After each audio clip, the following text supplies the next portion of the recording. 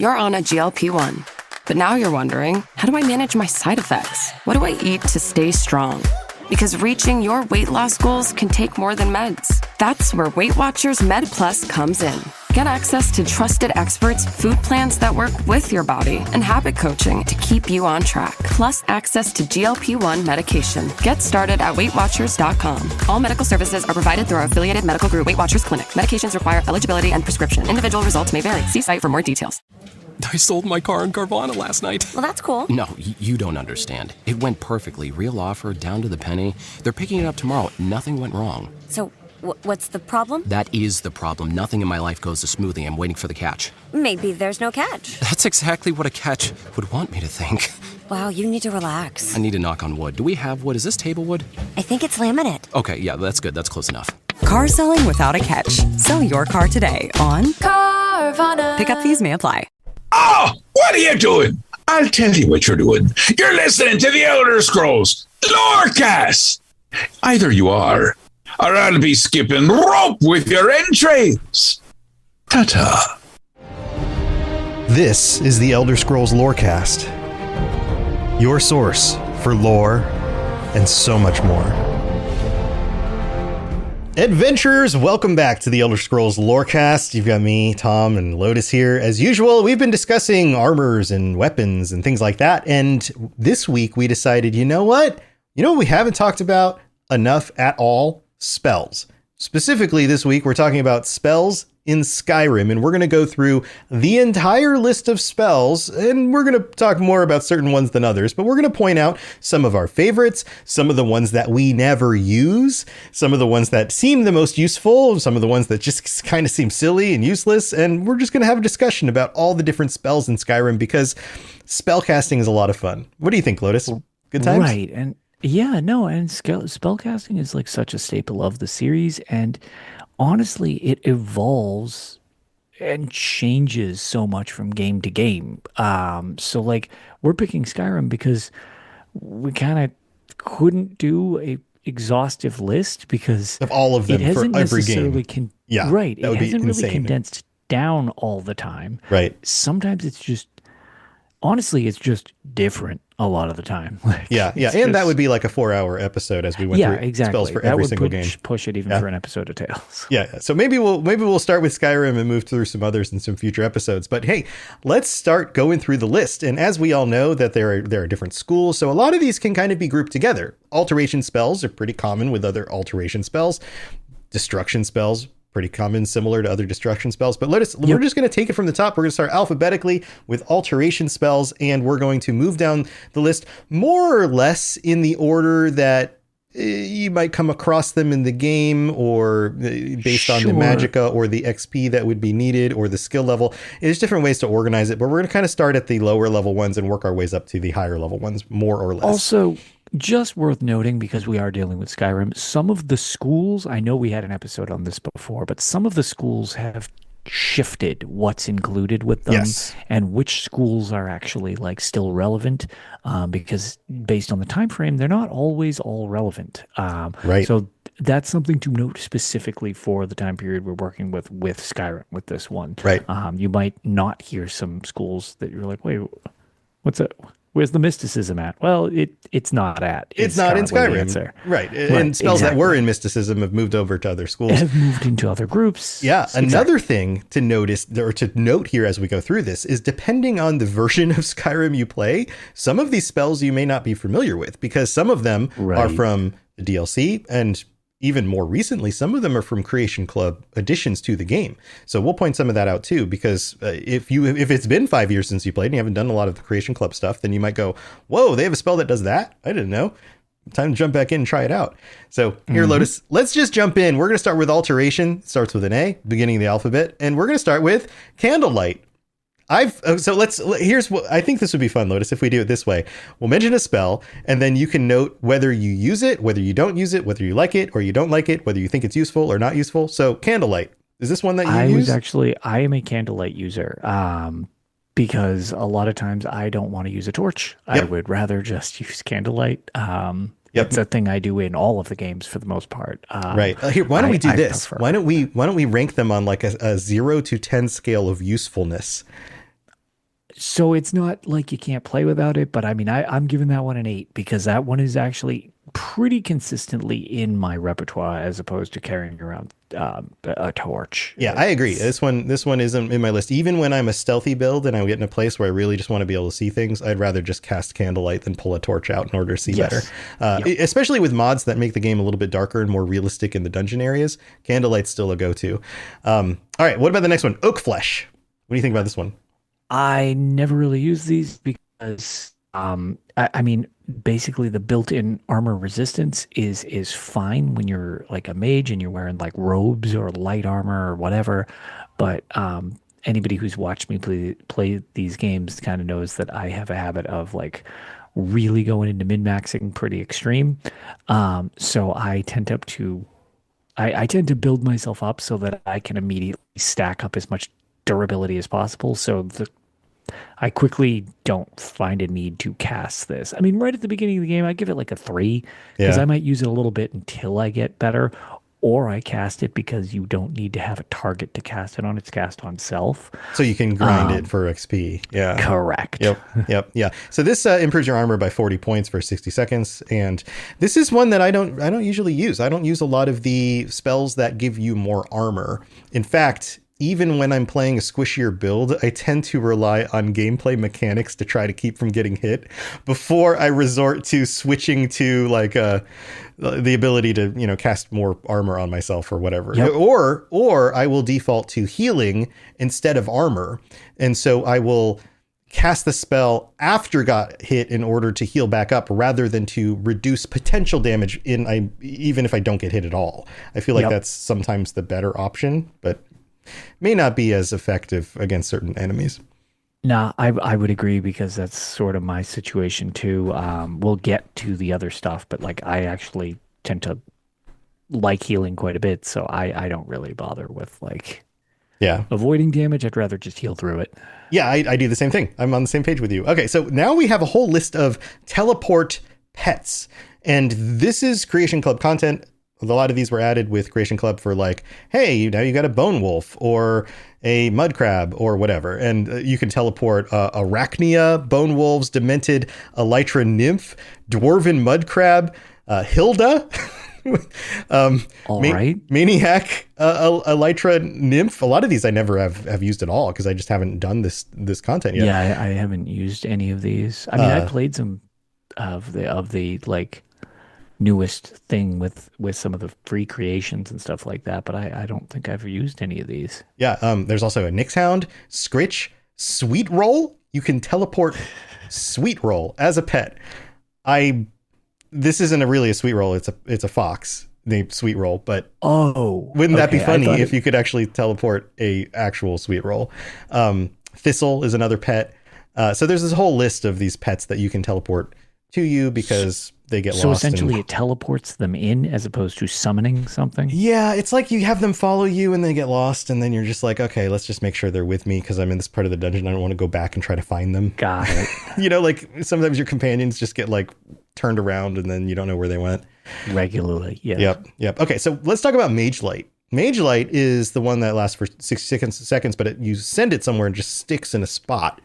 I don't find this as useful as just having it float around me. I actually don't find that useful at all. I guess I can't really rate the last one because I haven't used it. Mage Light, I actively don't. It just seems like a less useful version of Candlelight. I agree. So I give it like a 2. It's a 0. I would literally never pick this over Candlelight. Yeah. If I'm being sneaky and I want to light something up across the room without casting light on myself, I might use Mage Light. Sure. But that seems like a use for it. Whereas my form of sneakiness is wearing less armor when clanging in the room. That's my version of sneakiness. Right. Okay, so there's some other damage mitigation spells like Stone Flesh, Ash Shell. Ash Shell is targets that fail to resist are immobilized in hardened ash by 30 seconds. So you don't cast it on yourself. It immobilizes something. But here, let's talk about Stone Flesh. I have a feeling similar to what was the other one? Oak Flesh. Probably don't use it. Basically the next version up from Oak Flesh, right? Yeah, right. Yeah, it's literally like the next tier or close to the next tier. Still low on the list for both of us for uses, right? Ash Shell grinding skill, I wouldn't really use it. Yeah, Ash Shell was a DLC edition. Basically you immobilize things and, harden. Basically, this is like you're up in the ash regions of the island of Solstheim, right? And so now you're immobilizing something in ash, and they get stuck. That seems really useful. It's an adept level spell, takes 251 mana, so it's not cheap, but seems really useful against the target. Let me put it this way. I didn't know this exists. This actually sounds really cool, and I would probably use this. Again, I don't want to necessarily rate something if I haven't used it, but I would like to use that in my next playthrough because that actually sounds pretty sweet. Yeah, so like the ones that we haven't used before, we won't rate, but we'll say if we want to use them or not. Yeah, so I that would one's on my definitely list want too. to use that. Yeah, some of these spells, doing the prep for this show made me realize how many of these spells I never have actually used, and probably would be happy to go back in and create a build around in order to try them out and see how effective they actually are. So that's one of them. What about Detect Life? What about all these detect spells? Do you use those? So I used Detect Life a little bit in Skyrim. I actually used it a lot more in Oblivion, but I oftentimes will use this when I'm trying to fast travel and I can't figure out what is angry at me. Yeah, that's a good use. I haven't thought about that. That's the main thing I do it for. But a lot of times, if I'm avoiding getting or trying to avoid being seen in the rare situations like that, that's my go-to, is I will cast it so that I can kind of gauge where things are. Again, I actually used it a pretty decent amount in Oblivion. I didn't use it nearly as much in Skyrim for some reason. I feel like I used it more in Oblivion 2, even with the remaster when that came out. In fact, I enchanted my boots with Detect Life or something like this, my helm, so that when I entered a dungeon, I knew exactly where you just knew where enemies people were. Yeah, and everything just kind of glowed all the time, which was fun. So that one I find useful. I'll put that at like a 6. It's not, I don't need it, but it does help out, especially if it's something that's easy to cast or enchant on your items. Yeah, I'll give it like a 5 myself, like right in the middle. I think of usefulness, because it's like I don't use it all the time, but it's definitely useful when it's like, okay, why can't I fast travel? Where is the stupid mud crab? And right, that's the solution for me usually. Yeah, that makes sense. And chat, I see all the comments in chat that people are talking about different spells. Feel free, as we mention these, to chime in and let us know if you use them, if you find them useful, or have some unique uses that we never thought of. Yeah, creative and unique uses. That's part of the fun of magic in games like Skyrim, is coming up with really creative ways to use them. Iron Flesh, we've got another it's shielding, another variant. 80 points. It's a little bit more armor. But we won't need to talk about that too much.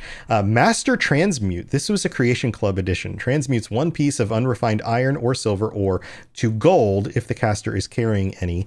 And there's another. There's just basic transmute, and then there's master transmute. Master is the Creation Club version, but I'm not 100% sure. I don't use these, and I'm not 100% sure what the difference is, other than you can find that spell in other locations than you can the base spell, but it costs.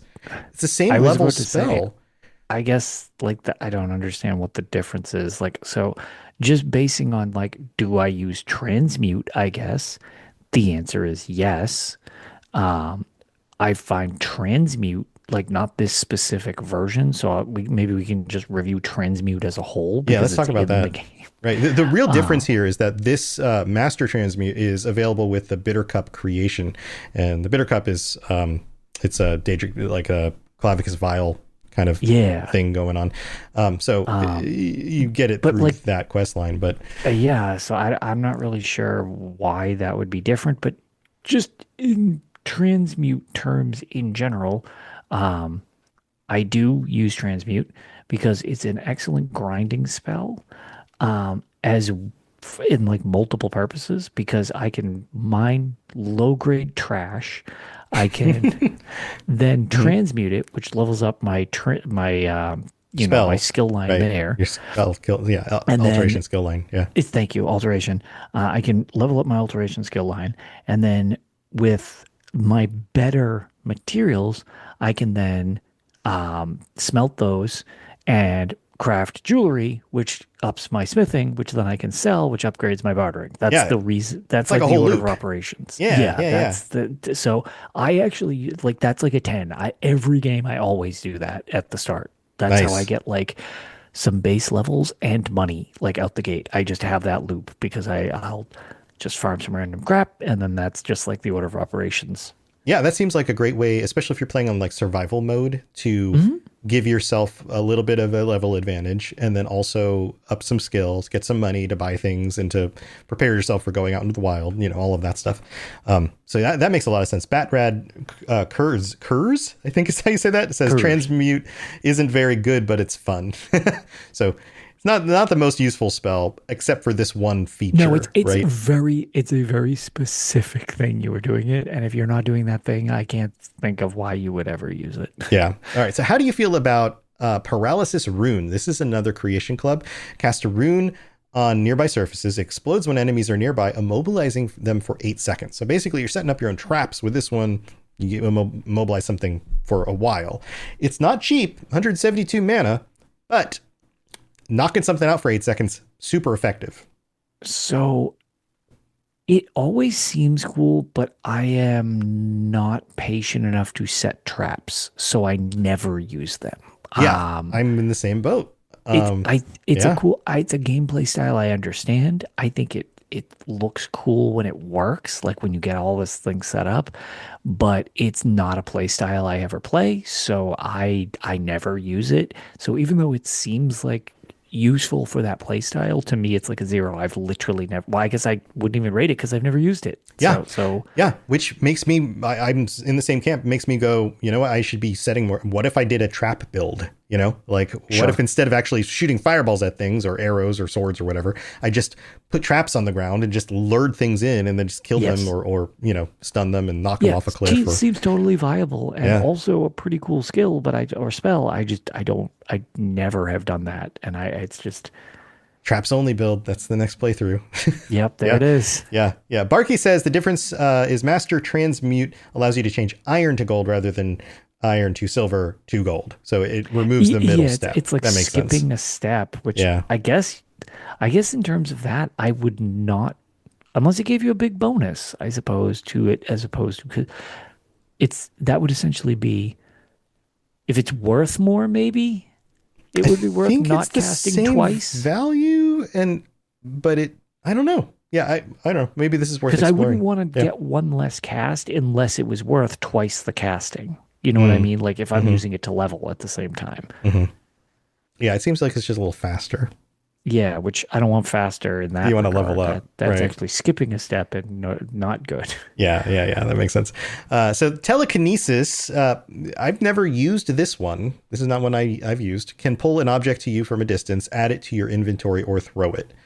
Is this the I want to steal things, but I don't want to put a basket on someone's head. I just want to pull something over from the other side of the room and then go around the corner and steal it spell? Probably. So I do use this occasionally. The two uses I have for this, and I'm going to give this like a 3 because it's really just me being like, whatever. I don't know. It's 3 or 4. Mm-hmm. Just to see how the physics work. Sometimes I like to just pull stuff around and throw it, like just whatever. But the other thing is, if something is stuck in a weird position that I cannot interact with it, like it's in scenery, it's something like that, but I can just barely see it. Sometimes I've been able to pry stuff out of something that's essentially unreachable so that I can get it back. That makes sense. Yeah, because then I'll just put it in my inventory. That's usually, if I bust out telekinesis, that's what it's for. But every now and then I do it just to mess with like, hey, what does this do if I throw it? Just watch the physics wonk out. Right. That's fun. What about telekinesis arrows? These were a Creation Club edition. They released suspended telekinesis arrows, which you can craft. You have to use like void salts and stuff to craft them. I didn't even like the whole bound weapon thing, the whole summoning weapons, the whole summoning arrows, the whole telekinesis arrow thing. Like this is a realm of stuff that I've only barely dabbled in at all. Like sometimes I'll summon a bow or sometimes I'll summon a sword because it's better than anything I have on me. And my spells are better right now. So might as well summon the sword to do the job, but I've never tried telekinesis arrows at all. I haven't either. I didn't know this was a thing. Yeah. So I don't know. Worth checking out. If you guys have any insight in chat, let us know about that one. Yeah, that one I got nothing on. Yep. What about water breathing? I feel like this is one of those very specific spells. I don't know. Can't remember if I've used this ever. Maybe. Okay. All right. Oh, all right. So this is a little different for me. Yeah. If I'm playing an Argonian, 0. Right. If I'm not playing an Argonian, 10 out of 10. I use this all the time. Oh, really? Okay. Yeah, that's why I was like, oh, you don't use it. Because there are places that you want to go underwater, and it makes sense to use something like this to go there. And I am a kleptomaniac in these games, so I am floating around underwater, searching every little nook and cranny to find any little trace of anything I can pilfer. So a lot of times I'm underwater for an extremely long time, and I need to have my candlelight going so that I can see under there, and I need to have my water breathing so I don't die. Oftentimes I stop casting water breathing and enchant something with water breathing, like a ring, so that I can just breathe underwater. Yes, I think I have used enchanted items like that before, but I don't know that. And most of the time when I come across water, I'm just like, I don't want to go in there. And I just don't. Like, I avoid it. So as long as I'm not an Argonian, 10 out of 10. If I'm an Argonian, literally worthless. Got it. All right. What about Ash Rune? Cast on nearby surface. It explodes when enemies are nearby, immobilizing them in hardened ash for 30 seconds. This is like the upgraded version of the one we just talked about. That sounds amazing. 30 seconds is a really long time. That is an insanely long time. Like, very few fights last 30 seconds when you're thinking about it. Yeah, I mean, it's expert level, 418 mana, so you better be pretty leveled up by that point that you're going to use this. And I would imagine a number of enemies, like, shrug this off once they're past a certain level. But sure. But when it's useful, I bet it's super useful. Much like the other scenario we were in, I didn't know this was a thing the last time I played. I would try this. Like, I would totally try this out. Mm-hmm.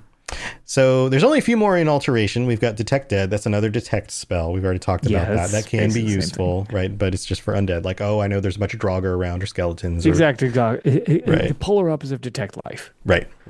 Ebony Flesh, next upgrade for armoring yourself. Paralyze, targets that fail to resist are paralyzed for 10 seconds. That's very useful. Costs a lot of mana, though. I don't mind if Paralyze is just on something, but I never look to get it put on something. You know, the few times that I try to use spells like this, I am often attempting to use them on enemies that are over leveled, and then they shrug off the effect. So then they save being hit by it anyways. Right. And then I'm in a situation where I'm like, crap, I just spent all my magic. It didn't work. Now I just have to run away. And then I stop trying to use it because it doesn't seem particularly useful to use on smaller enemies that I can just kill with my destruction spells or whatever. Right. So why use Paralyze? I kind of end up in that kind of puzzle. Yeah. So for me, this is like a 2. It's not very high on the list. It's something that I never use. It's just, hey, sometimes it's a fun bonus if it's an enchantment on a weapon. So now we're getting to the very top ones. Dragonhide. Caster ignores 80% of all physical damage for 30 seconds. That feels way more useful than just upping your armor. Yeah, that seems like a pretty good one. Again, have not ever bothered using it, but undeniably sounds very strong. Right. It's very much an endgame spell, right? This is master level, 837 magicka. Did I say mana earlier? Magicka? Maybe. Words. It's the same thing. Mass paralysis. All targets in an area that fail to resist are paralyzed for 15 seconds. This is the spell you use when you are deciding to just openly attack people in a town or village or something, and you need to get away. And you're just neutralization. And you're just like, all right, everybody fall over, get frozen, whatever. I'm getting out of here. This is like the troll spell in my book. Yeah. I never really use it for anything like that. I can see the use exactly like you just said, but yeah, it's not one I ever use myself. Yeah. And then final one on the list of alteration is Equilibrium. Convert 25 points of health into magicka per second. Caster can be killed by this effect. I'm pretty sure I've killed myself with this spell. If you let it go too long, you can just die. I find that spell hilarious, and it used to be something I used in Elder Scrolls Online a lot as a tank, ironically, but no, never use these in game. I don't. Yeah, it's like the warlock kind of thing where you're like trading life for power. Yep. I totally get it, but it's nothing I've ever dabbled with. Yeah, it always just feels a little too risky for me. Anything that, when you're in the heat of the moment, anything that lowers your health into more dangerous ranges is something I generally try to avoid. Probably because I'm not armoring myself correctly. I'm just trying to rely on mechanics to avoid getting hit. And then if I lower my health anymore, then I'm more likely to just die on a single hit. So, all right, those are alteration. Let's move on to conjuration. Conjuration is pretty simple. It's mostly like bound weapons and then also conjuring things.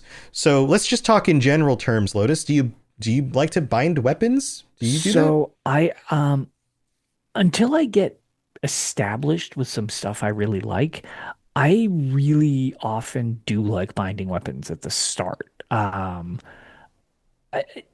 Sometimes it's just I end up, especially with some of the ways that I power level, I tend to sometimes, because of Skyrim and Oblivion 2, but mainly Skyrim, because of the way that enemies scale to you based on your level, oftentimes I get myself in this weird scenario where the enemies are really decked out and I have crap for weapons and armor because it's like, well, why the hell are you this high of a level if you've over leveled other stuff, hide with like you've been transmuting all your stuff and selling things, and now that leveled you up, but you didn't level up your mud crab for 30 levels. Right, what are you doing? Yeah. Like, oh, your block skill is really good, but how about doing some damage? Yeah, correct. So oftentimes it gets to the point where I can get a bind weapon that is way more useful than anything I've currently got. So toward the start of the game, until I get a foothold in my actual equipment, I actually like binding weapons quite a bit. Interesting. Okay. So I've used them in rare occasions where it made sense because I was going a little bit more magic-y and I realized that my gear didn't keep up. So for the most part, it's just been simple things like binding a sword or binding a dagger in order to get a multiplier on a sneak attack because I just didn't have a dagger with me or something like that. Oftentimes I will bind a bow if I find I have too many arrows in my inventory and I'm not playing an archer. I will bind a bow just to use up some of the arrows. Oh, nice. That's a good idea. Yeah.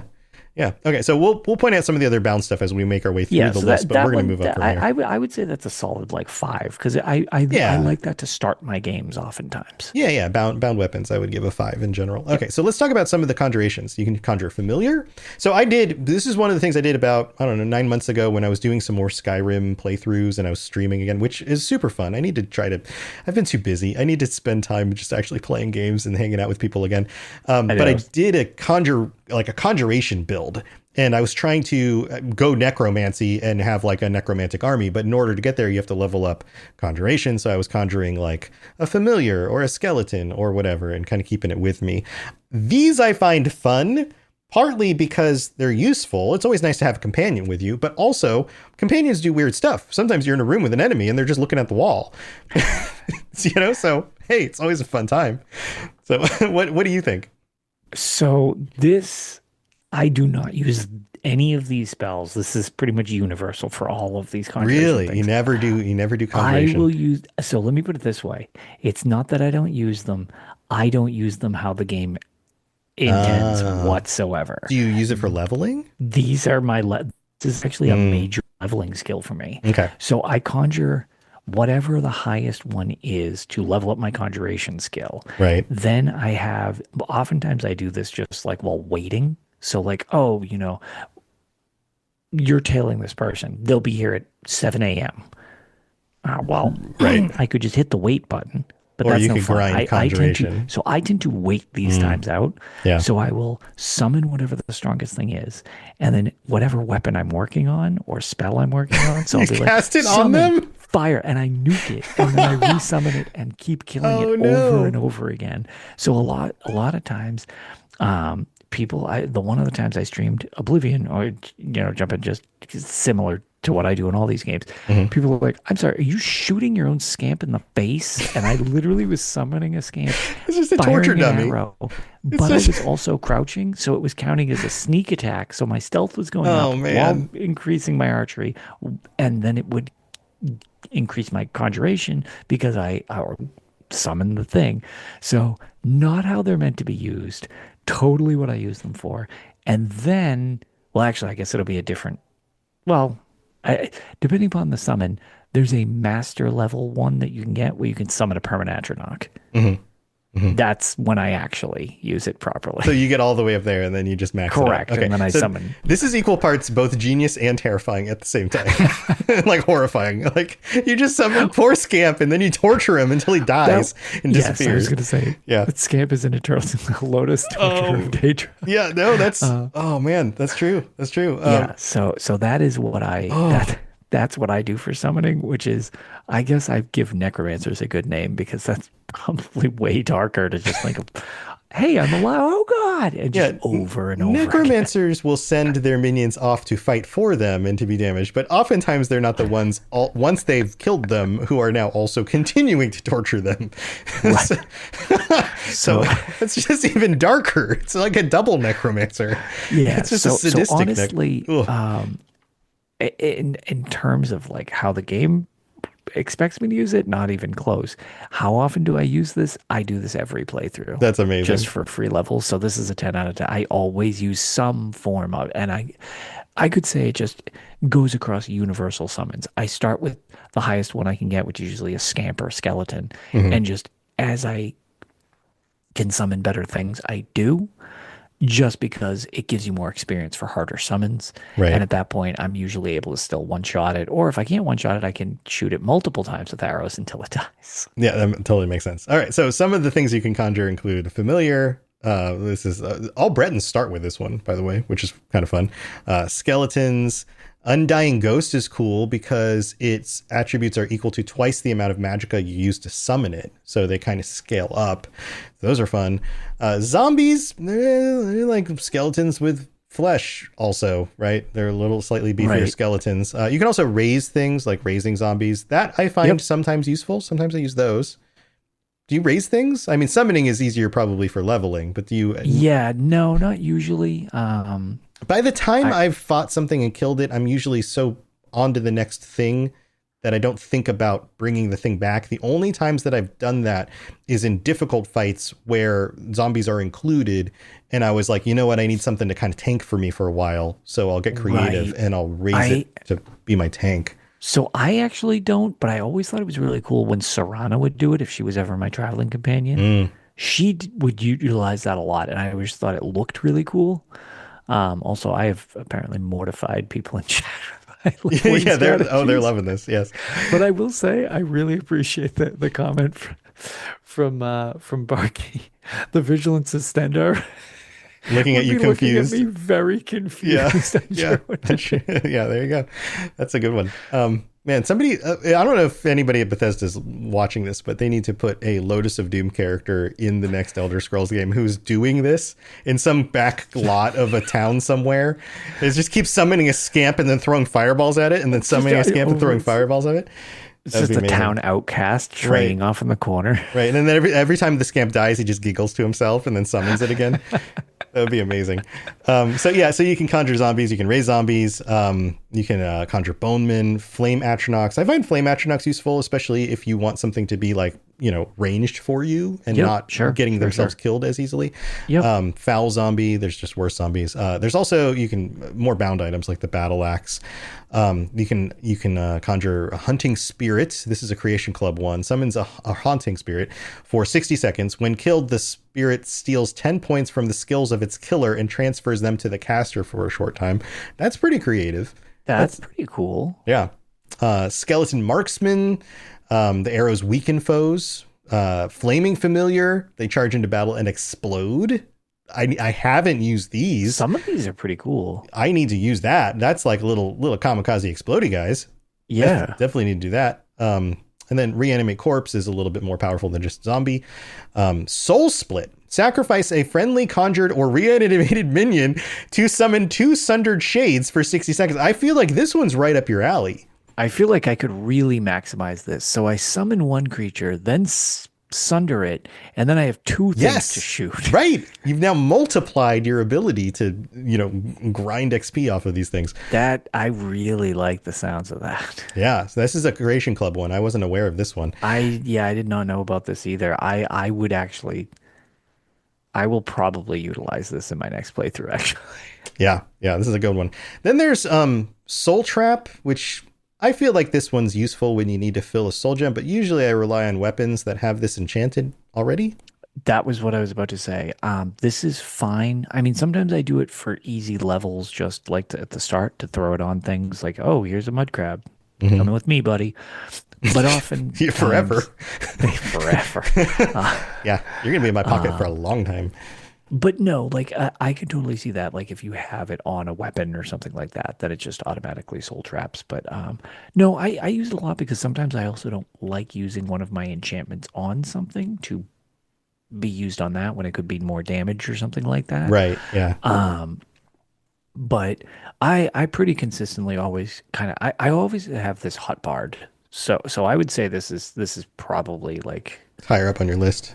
Yeah, this would probably be just in a 10 usefulness because I literally always have it available just in case I need to fill a soul gem. I almost never cast it, but I almost always find a weapon or something that has it. Which I do get, but my that. problem is I'm always like, well, what if I don't need a soul gem? Then I'm essentially missing a free enchant. What I do is I just keep it as an extra weapon. So the way that you hotbar the just spell, a soul filler weapon, right?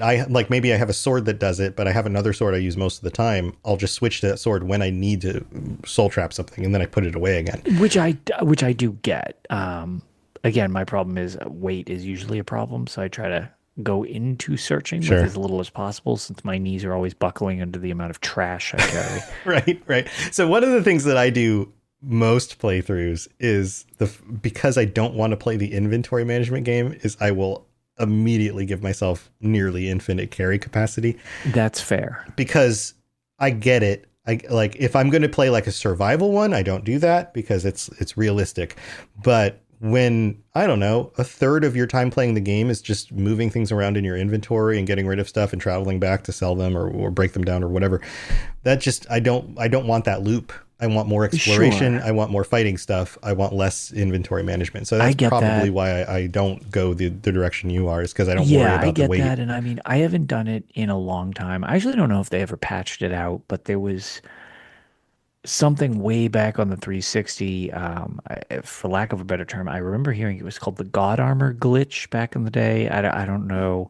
But basically, there was an enchanting loop you could do, and I figured this back out long ago, and it kind of, like, a bunch of people, it wasn't like, oh, I figured this out, and everybody, no, it's one of those things like people started to come across it, and for whatever reason, when you would fortify your restoration, I believe it was, and then try to enchant something, it would give you a little bonus to the thing, and then so you would make something that made you better at enchanting, and then take this with those enchanting gloves on, and then it would create the next set slightly better. And you could do this basically at a loop to the point where you could just basically reprogram what the game did for statistics because your enchanting was so high. Oh, wow. And I remember I had a pair of boots that gave me, like, I think it was 1 quadrillion, like, carrying capacity. Right. And the problem became, because like you, I was like, well, cool, now I don't need to do the inventory game. You play the inventory game, yeah. And I realized that I was far too corrupt for such power, because I ended up having so much crap on me that the game was like eating itself alive, and my save file started to get like comically big on an you still got to go. You still got to go clean it out every so often. So like that's the trick. My problem was I was bankrupting the planet faster than they could keep pace with me. Right. So it really spiraled out of control to the point that it eventually corrupted the file. Right. Yeah. So that was the other thing, is that like when I would do that, you like vendors only have so much money, right? And so when I would get to the point where right. So when I would get to the point where I just had too much stuff and couldn't even get rid of it anymore and had more money than I knew what to do with, I would just mass dump things somewhere and then leave.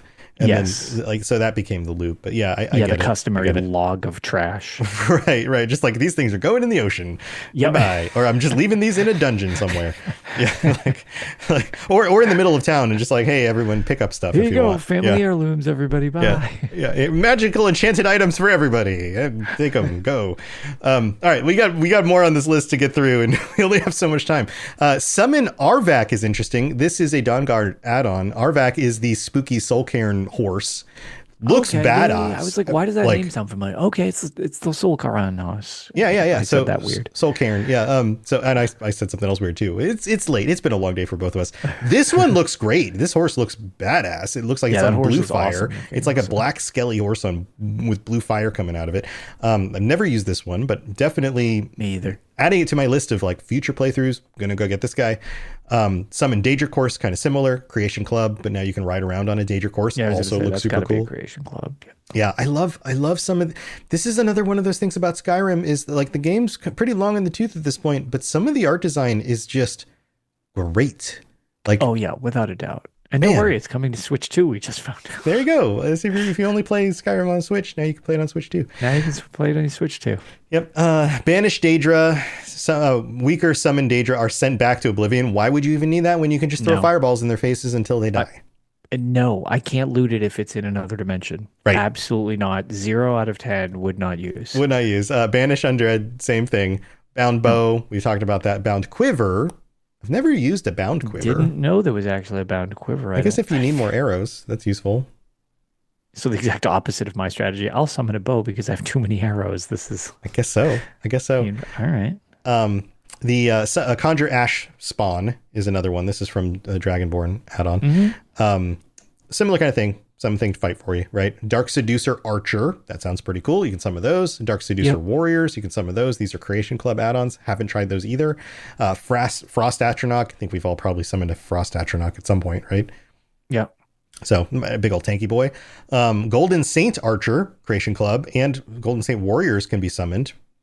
Haven't tried those. I don't know that I've ever gotten this far into Conjuration. I think that's probably why I don't have experiences with a lot of these. Yeah, far up. Yeah, for sure. Yeah, so Conjure Mistman, this from the Soul Cairn. So I was going to say that's definitely from the Soul Cairn, but still, Yeah, floaty half a skeleton guy. So they basically just added in, if it wasn't already a summon, it seems like all of them were added as potential summons, essentially. Yes. Putrid Zombie, Seeker, Seekers, tentacle face guys. So those are fun. Skeleton Champion, Tomb Guardian, Necromancer's Ritual. This is another Creation Club one. Regain 30 health and magicka every time a friendly conjured or reanimated minion dies. This feels like it fits into your loop because you could kill them in order to get health and magic back. Yeah, I like that. I like that somebody came up with a way to make it also like cost effective. Yep. Revenant. This is a powerful body you can reanimate. So it's even more powerful version of that. Ash Guardian. Okay, so this one I didn't know existed. It's a Dragonborn add-on. I never came across it because usually I don't get this far into Conjuration. But when I did my playthrough, I put a video up online about this where I used the mod where it switches the weapon that you have every time you kill something. And I tried to see how long I could survive on expert difficulty with weapon switching every time I killed something by following the main quest. I got all the way into Bleak Falls Barrow, right? And I get like an elven sword, kill a dude. Okay, now I've got a bow and I shoot a thing, kill it. And then now I've got fireballs. And all of a sudden I get Conjure Ash Guardian and it gives me 2 stone hearts in my inventory. The description of this is it creates an Ash Guardian that guards that location until destroyed, summons a heartstone consumes a heartstone from your inventory, without which it will be hostile. So Ash Guardian summoned, and I'm like, oh, now I have heartstones, and it fights my enemy for me. And I'm like, cool. And then I don't know if the mod was glitched. I had a Heartstone, but maybe the Heartstone didn't exist in my inventory when it was summoned or something, because he just turns around and kills me. And I'm playing I had to restart my playthrough because it was just permadeath. And then that happened twice where it randomly chose Ash Guardian as my spell. And then the second time I avoided it killing me, but it still attacked me. So something in that mod is a little bit weird because I definitely had Heartstones, but maybe it just got sick of your crap after it was done killing. Maybe, but it is a cool looking thing, but you get in front of it and it starts tossing like the wind at you or whatever, and all of a sudden your health goes. Those things are actually pretty cool enemies. Yeah, it just evaporates your health. Command Daedra, that's fun. Powerful summoned and raised creatures are put under your control. I don't use this one, but I don't either. That seems like a fun playthrough, especially if you're going places with lots of Daedra. You're on a GLP-1. Your appetite is changing, your cravings quiet down, and food noise is finally fading. But now you're wondering, how do I manage my side effects? What do I eat to stay strong? How do I break through a plateau? Because reaching your weight loss goals can take more than meds. That's where Weight Watchers Med Plus comes in. The support designed to help you navigate what comes next. With trusted experts who guide you, food plans that work with your body, support to help manage side effects, plus access to GLP-1 medication. Weight Watchers Med Plus is designed to help you lose more weight. Watch it work. Get started today at WeightWatchers.com. All medical services are provided through our affiliated medical group, Weight Watchers Clinic. Medications require eligibility and prescription. Individual results may vary. See site for more details.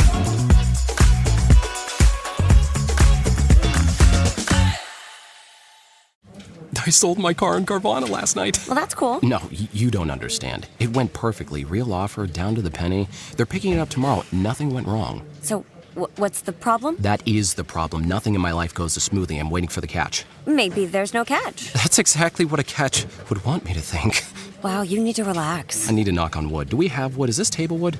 I think it's laminate. Okay, yeah, that's good. That's close enough. Car selling without a catch. Sell your car today on Carvana. Pickup fees may apply. Not a bad one. Yeah, I was going to say, I mean, I could definitely see a lot of these being useful in the summoning tree type of thing. Like if you go down that path. Right. And there's a few more conjurations. Alien Lich. This is a Creation Club edition. So those are fun. Cursed Spectre. A Dragon Priest. You can conjure a Dragon Priest to fight for you. I've never done that. That sounds amazing. That's interesting. 358 magicka. Dramora Lord. Similar amount of magicka. You can conjure a Malignant Zombie, Skeleton Warlocks, Storm Atronachs, Wrathman, Dread Zombie. This is a reanimate spell, very powerful undead reanimate spell. And then there's Expel Daedra. A lot of these are just more powerful versions of things we've already talked about. Sure. How about this one? Pride of Herstang summons a bear for 60 seconds wherever the caster is pointing, resists 50% of frost damage for 60 seconds, health regenerates 50% faster. So you get a bear buddy and a bunch of buffs. All right. It's Creation Club edition, one I was not aware of until this. That's pretty cool. Pretty cool. Ancient bear buddy and bonuses. I like that. Yeah, Ancient Death Priest wields powerful magic and commands the undead for 60 seconds. When killed, the Death Priest splits into 3 tortured shades. Very cool. Well, some of these are pretty elaborate. You can kind of tell that some of them, they were kind of like with Creation Club, like, okay, we can really just kind of make something a little on the wackier side. Yeah. And it doesn't matter if it's hyper overpowered type of thing. Right. Yeah. Well, I mean, it still takes a lot. These are master level spells. I was going to say, these things 1,000 magicka. That's what I was about to say. I guess the counterpoint to some degree is the fact that they're not cheap. Yeah, they are end game kinds of things that you would be doing here. Conjure Bone Colossus, conjure Stada. What's a Stada? Stada. Oh, it's the Golden Saint. That's what that is. I've never heard that phrase, I guess. Mm-hmm. And then you get to the permanent summons like Flame Thrall, where you have a Flame Atronach permanently as your buddy. Yes, this was the one I was talking about. That's the thing. I believe that's a master spell from Apocrypha? The college. Let's see. According to this, it's a reward for conjuration rituals or quest conjuration ritual spell. Yes. So that is the college one. Where you go up on you go up to the top of the college and there's that circle and you summon the circle. Yeah. Yep. That's what I was about to say. I'm pretty sure that's the one that I've used before. I was like, I'm pretty sure you just need to be like Grand Poobah of the college. Yes, Grand Poobah is the official title. That's the title. Grandmaster, just Grand Poobah. Yeah. But yeah. That's the one I used because I was like, okay, this thing is just never ending. That's awesome. Like, I love this. So. Yep. And then there's Dead Thrall. I got this on my Conjuration playthrough. Reanimate a dead body permanently to fight for you only works on people. And it would work until I fast traveled and then they would disappear. And I don't know if that was a glitch in my game, but that made it way less useful. That seriously makes it substantially less useful, actually. Lotus needs to get some sleep. I'm keeping him up. It's fine. That makes that notably less useful, though, if it's like, well, I hope you want to use him only here. It's because I would end up fighting like a really powerful like human enemy and go, okay, now you're coming with me, and then they just disappear, and I was like, oh, come on. that's a lame side effect. If it's intended, that super sucks. Yeah, I don't think that part's intended. You can also have a Flame Atronach permanently, a Storm Atronach permanently. Spectral Arrow fires a Spectral Arrow at a target, doing 30 points of damage and staggering the target. I feel like this is like eking over into destruction territory, but not quite, because it's still not summoning an arrow. It's like a physical weapon. So similar. Arniel's Shade can be summoned. This is a 60-second spell. And what is this? This one I don't know about too much. Arniel Gain is the name of it. Arniel's Shade is the shade of Arniel Gain, the person. So you get like a ghost version of the person. Okay, that's a very specific spell, but sure. Yeah, so that one never used. Definitely on my list of things to try out. Mm-hmm. And then Unbound Dremora is a basically it's 999 seconds, so it's almost permanent, but they'll fight for you and stuff. So there you go. Those are conjuration spells. Sounds like we've got some homework to do on the next playthrough that we do. Destruction spells, fairly simple, right? Like some of them are fire, some of them are ice, some of them are electricity, and then some of them just absorb health. So like Choking Grasp, Creation Club absorbs 8 points of health per second from the target for 3 seconds. So tiny little bit of damage. It's like you just choke somebody for a little bit, I guess. Yeah, just a little choke. A little bit of life suck out of them. Yep.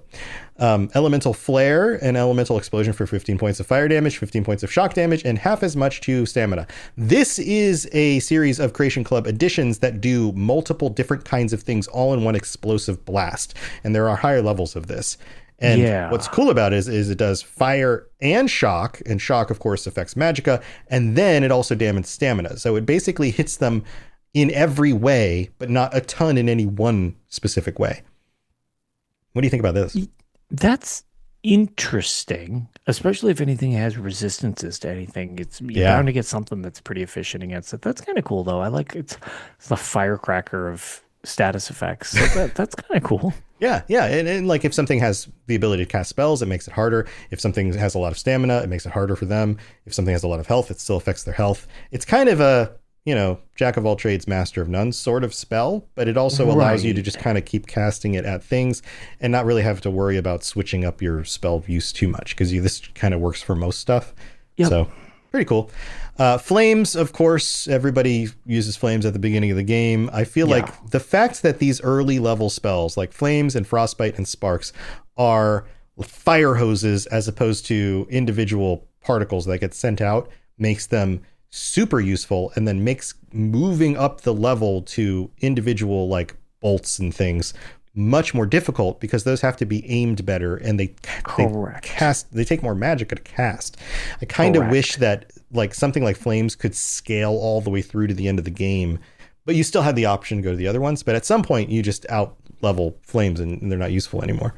You feel the same way? Exactly the problem, is like you kind of out level it to the point where it's like, well, you have to start using the more advanced ones with your throwing, but then it comes with a skill side, which is fine, but it's weird that there's like a trade-off there. Yeah.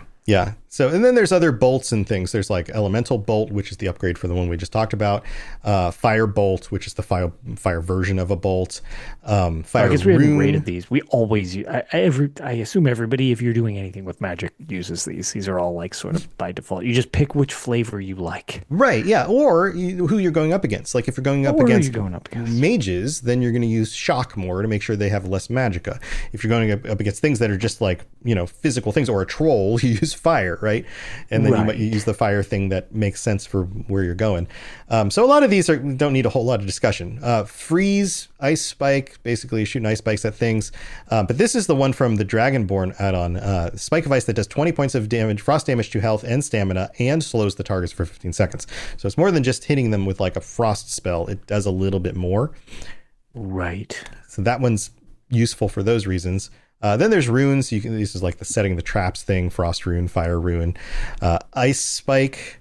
Spike of ice runes are always a cool concept. Yeah, runes are cool, and like you and I discussed earlier, like we don't do traps very much, but they would be fun to go more trappy. Ice spike does 25 points of frost damage to health and stamina. It's a missile. Ignite. This is another Dragonborn add-on. A blast of flame that sets targets on fire, doing 4 damage per second for 15 seconds. So this feels like the upgraded version of just like the flame fire hose, sort of. Exactly. Which is nice. It's nice that that's at least an option. So there is a variant that improves it. I guess either I'm spacing or I've just never really used the upgraded fire hose variant. Yeah, well, these are all Dragonborn add-ons, and by the time when Dragonborn DLC initially came out, I was playing my main original character because I wanted to take that into the new content. And every time I've gone back to do Dragonborn specific stuff, I've not made a point to examine the spells that came with that add-on. Well, right? my thought would be, since we had just mentioned it, not seeming to realize this existed, we weren't the only people to mention that, and somebody who actually mattered put it in the game. Yeah, it seems like it. But yeah, I mean, it was part of the DLC, so there you go. There's also Lightning Bolt, same kind of thing for lightning. Lightning Rune, another kind of rune for lightning. Strangulation absorbs 16 points of health for per second from target. That's an upgrade to the suck health out of something. Yeah, which I was going to say, I always enjoy a good little bit of suck health. A little bit of suckage. A little bit of suck. Chain Lightning's fun. Lightning Bolt that does 40 points of shock damage to health and half to magicka, then leaps to a new target. This can be really useful, especially hit things around corners. That one is super fun. Yeah. Yeah, no, that I have used, and I think that one's super fun. I love that like static charge effect. It's something different series, but Diablo, I always like that with the mages and that, when it's just like you get the like static charge bouncing from target to target to target. I always think that's super fun. Yeah, it's anything that makes it aiming easier, I feel like is a bonus. Elemental Burst is the next level up for the elemental. It's 30 points of damage, shock, half as much to stamina. And then we get to other explodies like Fireball, right? So big old explodey fireball. These I find particularly dangerous for accidentally killing your companions or hitting yourself. I don't tend to use Fireball very much. Do you? No, not really. Much like we talked about, I kind of like the fire hose effect of them. And then once I have to start putting too much effort in, I'd rather just slug something with a sword or or even like an arrow. I just find aiming with like bow and arrow easier than chucking spells. It's not that I never use them. It's just they're never really my go-to. It'd be nice if they like seeked out their targets. Well, the other slight thing that's weird about it is just the way it's set up in Skyrim. You can have one hand with a spell or both hands with a spell. One thing that I actually felt was not a great feature. Like, I think that's a cool feature that you can do that, but in Oblivion, and it really shone through in the remaster because it reminded me how much I preferred it, was I could have my sword, I could have my shield, and then you would just have a key that you would use. So like if I have a sword, I can still chuck a fireball. Right. You don't have to switch your equipment in order to cast a spell. I use stuff like that as like offensive spells so much more than needing to dedicate to it. So that was something Skyrim kind of had me drop away from. You know what I would recommend they add to the next Elder Scrolls game, especially because a lot of people play with controllers, is that you map 2 things to each hand. I was thinking about this, right? So it's basically like, okay, now you've got a left hand and a right hand thing. So like sword and shield. And then in Oblivion, you have an extra button, like a bumper or something that casts the spell. What if your right bumper was tied to the magic that is on your right hand, and the left bumper is tied to the magic that's on your left hand, so that you can now equip a sword and a shield or 2 weapons or whatever, but then you can channel through the sword your fire spell or something, or channel something through your left hand and point at the ground and summon a scamp or whatever. Now you've got 2 spells that are usable anytime, but you don't have to switch away your weapons. What do you think? Yeah, I love that idea. Yeah, I think that would be great. But here, let's talk about cloaks. Do you ever use cloaks? Frost cloak, flame cloak, lightning cloak? Nope. I have literally never used one of the cloaks. Really? So these are things that I've discovered in more recent playthroughs that I was like, oh, these are actually very effective, especially when you're trying to get away from things and they chase you because they get too close and then they get hit. Okay, so that's what I was about to ask, because I've literally never used this, so I actually was kind of unsure what they even did. Yeah, it creates like a barrier around you of like a damage barrier. So when things get close to you, they take damage. So the ebony male does that when you crouch and the poison effect comes off you. So basically it's like that cloak effect, except Yeah. as a spell. Okay. Yeah. And that's fun seems because like it that's lasts actually for a pretty whole awesome. minute. Or like if you want to run into the middle of a group of a bunch of smaller enemies, you can put a cloak on and then dash into the middle of the Draugr and like start fighting them. But any of the other ones that get too close start taking damage. So even though I don't use that, that actually sounds awesome. Yeah, like these I might find more start useful using than I initially thought. I'd give them like a 6 or a 7 on my list. Yeah, no, that actually sounds really cool. That sounds like something I actually want to try using. Yeah. Hangman's Noose is another choke things and get health out of them, suck the health out of them kind of spell. Let's get at a Whirlwind Cloak. This is another cloak. Opponents in melee range have a chance of being flung away. This was another Dragonborn edition and not one that I've tried. This seems a lot of fun.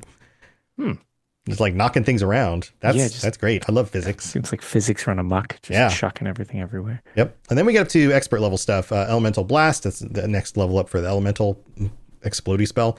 Ice Spear, Incinerate, those are pretty standard. Mara's Wrath, this is a Creation Club edition. This for 30 seconds, opponents in melee range take 16 points fire damage per second. Undead up to level 26 flee for 30 seconds. Swim unharmed in freezing cold water. This is like damage things that get close, turn undead, and also especially if you're playing like survival mode, you don't have to worry about the water being so cold. Weird combination of stuff, right? That's what I was about to say. That's just a weird combination more than anything else. Yeah. Super specific. Also, super weird. Chat, if you guys have ever used this, let us know, because definitely not on my list of things I've used. Thunderbolt, another standard upgrade. Touch of Death absorbs more health from things. Unbound Flames, this one's another Creation Club one. Casts a stream of long-distance fireballs in an arc. Impact creates a wall of fire that does 50 points of fire damage per second. This is expert level, 78 magicka per second. Good Lord. Yeah, we're talking like really powerful stuff. This is like a firewall, literally. Yeah, no. Fired out of like a catapult. Yeah. You being the catapult. Right. So this is well past any of the stuff that I've used on any of my playthroughs, even my recent ones. Definitely, I don't normally go all the way in on magic. It's one of those things that becomes like a secondary thing, and I might level up one of the skill lines. So this seems like worth checking out, right?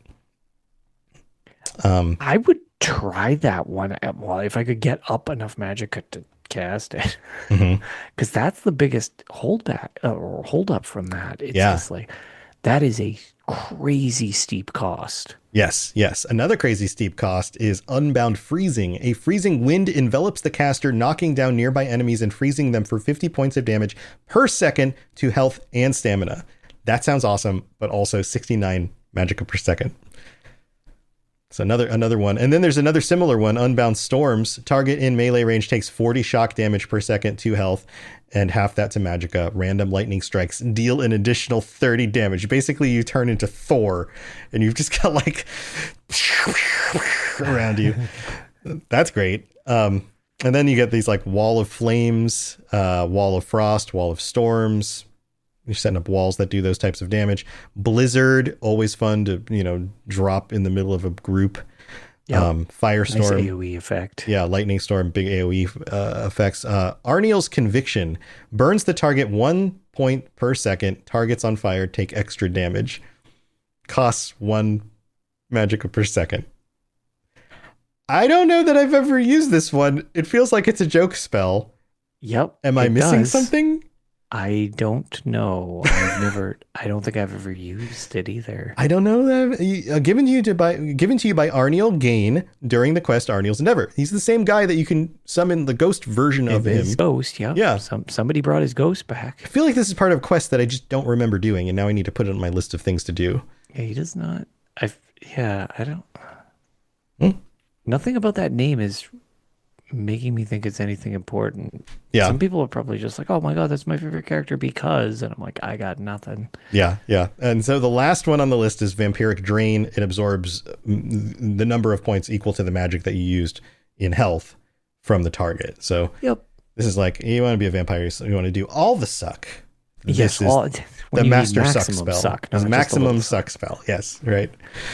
So there you go. So those are destruction spells. And Lotus, this is longer than we thought it would take. Maybe we should split this into a second episode because we got illusion and restoration still to get to. Yeah, otherwise this is going to go on. But yeah, I guess this probably should. I don't think we expected there to be this much to talk about. Yeah, I think you and I both have some experiences that are worth sharing a little bit more on. So instead of rushing through the next two schools of magic, we're going to save these for the next episode. Yeah, I guess we'll do the other half. Yeah, we'll do the other half. And thank you, everybody, for tuning in. We're going to take a quick break, and we'll be back to thank our patrons and wrap up the show and do the random UESP page. So don't go anywhere. We will be right back.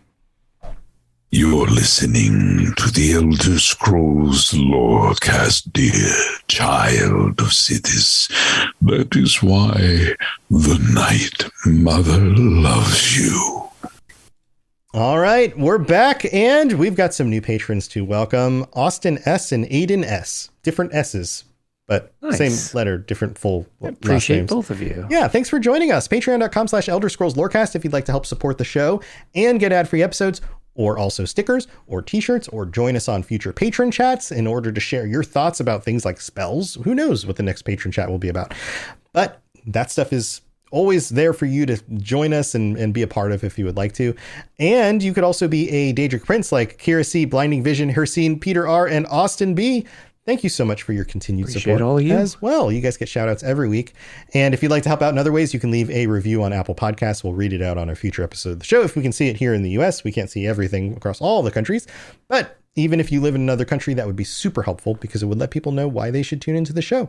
So thank you for all of that support. Lotus, you want to share some stuff that's going on before we do the random page? Sure. I figured it's worth just mentioning. I had talked about last show that, by the time you would hear the show, it would sort of be after the event, but we had been mentioning Extra Life was coming up. Well, Extra Life was actually this last weekend, so it was not quite a week ago, but about a week ago. We'll just say by the time this comes out, it will have been the previous weekend. Yeah, so it'll be about a week by the time you hear this. But we did. You guys nailed it, right? Like we did. I am ecstatic with how much everybody showed up in force yet again. The community never ceases to amaze me, and I really, really, really appreciate it. Our goal was $1,500 for the Children's Miracle Network Hospital this year, and it was much tougher, as we had mentioned, to kind of be organized the same we have been other years. And I ended up doing it ended up being like 11 hours, and then Crown ESO took over and did an intermediate 12 hours, and then I did 12 more hours the following day. Oof. So my goal was to try to split the 24-hour marathon between the 2 days. With my little one, I can't really do 24 straight hours. That's just not functional at the moment. Oh yeah, that's a lot. Sure. Yeah. So, I was like, well, that's still fun. We'll still have a good time. We'll see how we do. And instead of $1,500 with the UESP matching and providing gifts and giveaways, as well as, Bethesda/ZeniMax giving us giveaways. I hope everybody enjoyed their codes or the stuff that's still incoming in physical version. With the UESP matching what we raised, we ended up raising $3,600 in the end, which is literally more than double what our goal was. That's awesome. Which is wild. So huge thank you to all of you. Even if you couldn't donate financially, so many of you, literally hundreds of you, just hung out with me for huge swaths of time during the marathon. Did you finish Daggerfall? So that's what I was about to say. We played some Elder Scrolls Online to kind of do tests, and it wasn't really requiring my full attention. Had some fun, did some trials with random groups and stuff. But then, like I said, let's see how we can do in Daggerfall. And it tried to break my spirit as best it could. But we got going for a while, and we didn't complete Daggerfall, but we made a ton of progress in Daggerfall. I was told that a lot of what we experienced was pretty fun. We made huge strides, and I actually only have somebody let me know that there are only 5 quests left in the game. Wow. Wow. Very close. For like the main completion of the thing. So we actually are pretty far along in it. We can go into it because we had originally been covering the story of Daggerfall. I should be able to actually finish it without too much more, but stay tuned for the next episode of Tales. We did a live Tales recording, actually, just as like a fun little thing with Dave from the UESP. Oh, that's fun. Yeah. Yeah. But stay tuned for the next episode of Tales, where I'll go into my plight from Daggerfall. Even though it's got so many things I love about it, man, there's a lot of things that didn't age well. Yeah, it's an old game. Yeah. I've got to clean them up a little bit, which hopefully I can do this weekend. But much to everybody's request, we will be uploading the not 1 9-hour chunk of Daggerfall, but I broke it into episodes for the YouTube so that if you missed it, but so many people have mentioned wanting to see it, it will be being posted to the YouTube so that you can actually see it just with chat helping me out and chatting and stuff like that. So that will be coming to my YouTube soon enough, which is just Lotus of Doom if you're interested. So cool. There's already like 40 episodes up there. This will be like I think 6 more or something. That's great. Yeah. Congratulations on getting close to the end and also raising so much money for charity. That's amazing. I was going to say far surpassed any of my expectations, and mild mental breakdowns trying to get out of those dungeons aside. Yeah. They it's are still overall fun, but just if I wasn't playing it in the most clueless way possible, it would also be much more streamlined, but I'm not looking up dungeon solutions. So when I'm lost, I'm just effed, which is rough. Yeah. But I wanted to try to play it like it was 1996. That's how you do it. Play it like it's 1996. That's my mantra. That's how the song goes. That's my. Well, that's awesome. Go check out his recordings and the Tales of Tamriel episode and get some insight on what was going on there. And if you want to check out my other stuff, I do the Fallout Lorecast and the Lord of the Rings Lorecast, and we've been recapping all of season 1 of Fallout because the TV show is about to hit season 2. I can't wait. Yeah, and because it's a weekly release, I will have time to actually talk about each episode of the show on each episode of my show as the weeks go by. So that'll be a lot of fun. I'll be pointing out things I notice about things and making predictions and seeing if they come true and all that stuff. So if you're into the Fallout TV show and Fallout lore, go check out those, the Fallout Lorecast and the other stuff that's going on in the network. All sorts of fun things like, robotsradio.net for all that stuff. I won't belabor that. You guys know what's going on. But we have a random UESP page. This one, Lotus, is under general and unofficial lore. You want to any guesses about this one? Unofficial lore and general. Yeah. So it's generally unofficial. It's an early unpublished version of a book that shows up starting in Morrowind. Wow. So here it is. Where were you when the dragon broke? Oh yeah. Like this is sometimes the random page gives you like treasures, right? Like what? This is from the Essential Sites storyboard. It's archived on the Imperial Library. This was by Michael Kirkbride and Kurt Kuhlman, and this is the like early version of Where Were You When the Dragon Broke. And if you aren't aware, this is like the document that defines dragon breaks and some of the timeline and what was going on in Cyrodiil during that period, all of that stuff. This is one of those very important books in the lore, but this is like the earlier version of it. That's really cool. Yeah. So it's not super long. It starts off the first era, 1200 to 2208, the Dragon Break. Talks about Korak, Cyrodiil, Elder Council. Talks about the Dunmer, the Triune Mistress of the Temple. This Khajiit Main has a section where he talks about stuff, and then Mary Marco at the bottom talking about things. This would be interesting to maybe even do an episode on. I didn't even realize that this version was out there, but pretty cool. So there you go. Pretty neat. Where were you when the dragon broke? Well, everywhere, all at once, I guess. That's the answer. And nowhere at all. But there you go. Right here with us for the Lorecast. But thank you, everybody. Was. That's where everyone was. So thank you, everybody, for tuning in, and we'll get back with the rest of the spells on the next episode. Until next time, have a wonderful rest of your week, and try casting some spells on summoned creatures in order to torture them even more for your own personal gain. Because that's what we learned this week from Lotus. All right, everybody, have a wonderful, totally stable, have a wonderful week, and happy holidays and all that stuff. We'll see you next time. Bye, everybody. Thanks for tuning in to the Elder Scrolls Lorecast. Check out robotsradio.net for more podcasts just like this, and join us on the Robots Radio Discord. Be part of a community of over 5,000 people who are excited about video games and so much more. Robots Radio. Games, lore, stories, community. Just press play.